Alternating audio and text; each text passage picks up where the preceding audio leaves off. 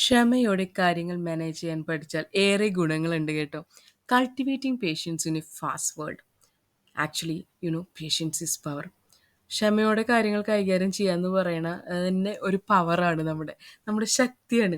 ഒന്ന് ആലോചിച്ച് നോക്കിയേ, നല്ല ട്രാഫിക്കിൽ ഇങ്ങനെ പെട്ട് കിടക്കുകയാണ്.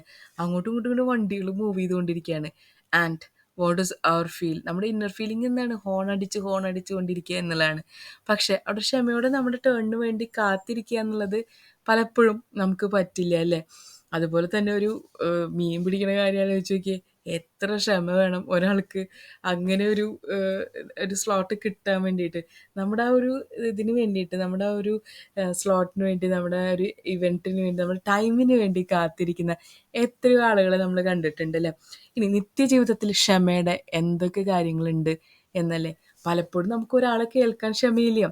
കാരണം നമ്മുടെ ആ ഒരു കോൺസെൻട്രേഷൻ പവർ, അതുപോലെ ലിസണിങ് സ്കില്ലൊക്കെ കുറഞ്ഞുകൊണ്ടിരിക്കുകയാണ് ഈ ഒരു ഫാസ്റ്റ് വേൾഡിൽ. എല്ലാം ഫാസ്റ്റായിട്ട് വേണം.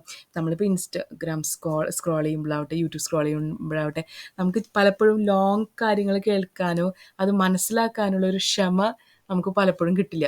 Short and sweet, everything should be short and sweet എന്നുള്ളതാണ്. നമുക്കൊരു ഫുട്ബോൾ പഠിക്കണം എന്ന് നോക്കിയിട്ട് എത്ര കാലം കഴിഞ്ഞിട്ട് നമുക്കൊരു ഫുട്ബോൾ പഠിച്ച് നമുക്ക് അതിലൊരു എക്സ്പേർട്ട് ആവാൻ പറ്റുന്നത് അല്ലേ?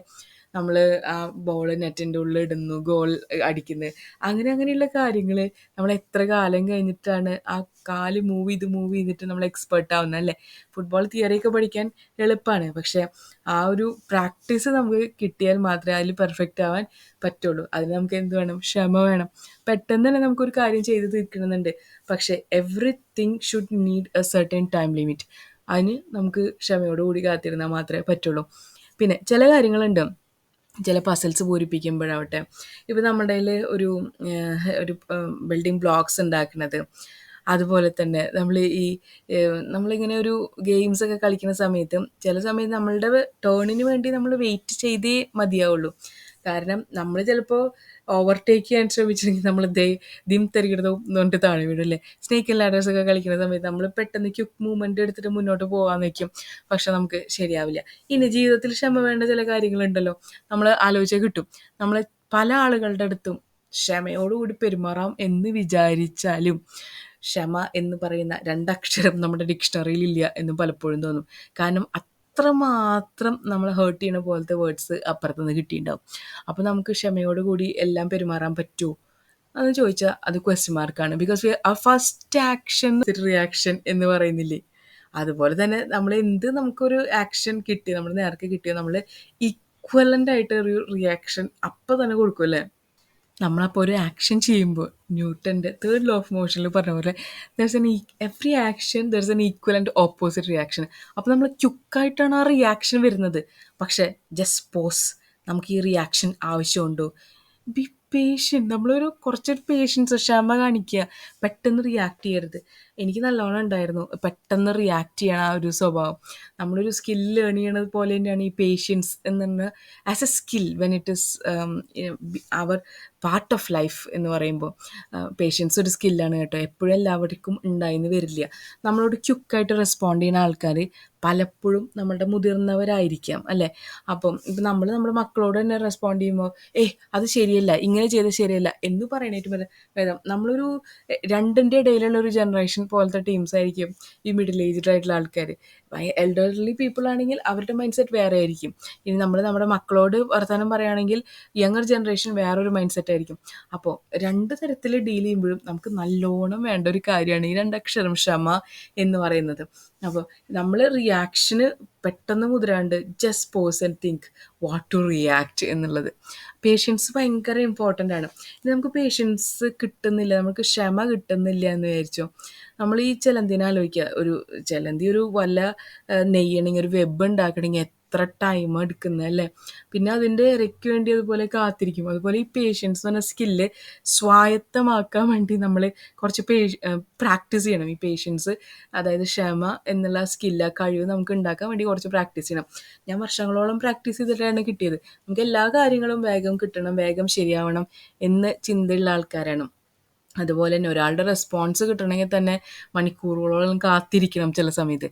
ചില സമയത്ത് ക്യുക്കായിട്ട് റെസ്പോൺസ് കിട്ടും കേട്ടോ. അപ്പം നമ്മൾക്ക് റെസ്പോൺസ് ഇപ്പോൾ നമ്മളിപ്പോൾ ഒരു മെസ്സേജ് അയച്ചു ബ്ലൂ ടിക്കായോ എന്ന് നോക്കിയിരിക്കാറില്ലേ? അത് ചിലപ്പോൾ നമുക്ക് ആ ക്യുക്കലി റെസ്പോണ്ട് ചെയ്യണം എന്നുള്ള മൈൻഡിൽ ഉള്ള ഉള്ള സമയത്തായിരിക്കും ഡബിൾ ടിക്കും ഇല്ല, ബ്ലൂ ടിക്കും ഇല്ല, ഒന്നുമില്ല, റീഡേ ഇല്ല എന്നുള്ളത്. അപ്പം നമുക്ക് എന്തായി അവിടെ ക്ഷമ പോയി അല്ലേ? പിന്നെ ചില ആൾക്കാരെ വാക്കുകൾ ഒരുപാട് ഹേർട്ട് ചെയ്യും. അപ്പം നമ്മൾ എന്താ പറയുക, ഈ മരം കൊത്തി പോലെ നമ്മളെ കുത്തി നോവിപ്പിക്കുന്ന ചില ആളുകളുണ്ടല്ലോ, അവരോട് പെട്ടെന്നൊന്നും ക്ഷമിക്കാൻ പറ്റില്ല. ഈ ക്യുക്ക് റിയാക്ഷൻ ആയിരിക്കും പെട്ടെന്ന് വരിക. അത് ആ ക്ഷമ എന്നുള്ള ശീലം പഠിച്ചെടുക്കാൻ തന്നെ ടൈം എടുക്കും. സോ ആ ഒരു സ്കില്ലായിട്ട് നിങ്ങൾ നിങ്ങളോട് തന്നെ ചലഞ്ച് ചെയ്യാം. ഇയാളെന്നോട് ഇങ്ങനെ തന്നെ പെരുമാറുള്ളൂ, അപ്പോൾ ഈ സിറ്റുവേഷനിൽ ഞാൻ ഇങ്ങനെയായിരിക്കും പ്രതികരിക്കേണ്ടത് എന്നുള്ളത്.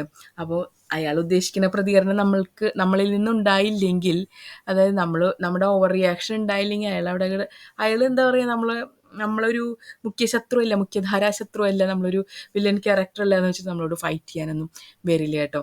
എനിക്ക് അതുപോലെ പ്രാക്ടീസ് ചെയ്തിട്ട് കുറേ പ്രശ്നങ്ങൾ ഉണ്ടാവുന്ന സിറ്റുവേഷനിൽ നിന്ന് രക്ഷപ്പെടാൻ പറ്റിയിട്ടുണ്ട്. ചില സമയത്ത് ഞാൻ ഉപയോഗിക്കുന്ന ടൂള് സൈലൻസ് ആണ്. പേഷ്യൻസ് ആയിട്ട് ക്ഷമയോടെ സൈലൻ്റ് ആയിട്ടിരിക്കും. So the situation will slide away. അങ്ങനത്തെ ഒരു സിറ്റുവേഷൻ വരുമ്പോൾ അതങ്ങോട്ട് പോയിക്കോളും. പിന്നെ അൺമാച്ചിങ് ആയിട്ടുള്ള സിറ്റുവേഷനിൽ നിന്ന് ചിലപ്പോൾ ഒന്ന് അകന്ന് മാറി നിൽക്കും.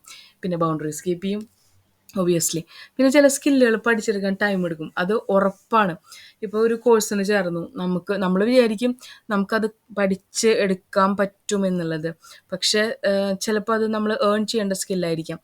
അങ്ങനെ ഏൺ ചെയ്യേണ്ട സ്കിൽസ് വരുമ്പോൾ നമ്മളെ ഭയങ്കരമായിട്ട് പുഷ് ചെയ്യുമ്പോൾ നമ്മുടെ ക്ഷമ നശിക്കും അല്ലെ, സ്ട്രെസ് ലെവൽ കൂടും. അപ്പം അവിടെയും നമുക്ക് പേഷ്യൻസ് എന്ന് പറഞ്ഞ സ്കില്ല് ഡെവലപ്പ് ചെയ്യണം.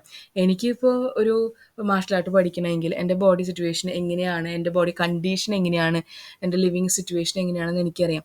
അപ്പോൾ അതിനനുസരിച്ച് എൻ്റെ ബോഡി ടോൺ ചെയ്തിട്ട് വേണം എനിക്കൊരു മാർഷൽ ആർട്ട് പഠിച്ചെടുക്കണമെങ്കിൽ. ഇനി അതുപോലെ തന്നെ നമുക്കിപ്പോൾ ഫിഷിംഗ് പഠിക്കണമെങ്കിൽ തന്നെ അതിൻ്റെ ടെക്നിക്സ് ഉണ്ടല്ലോ, അത് പഠിച്ചെടുക്കണം.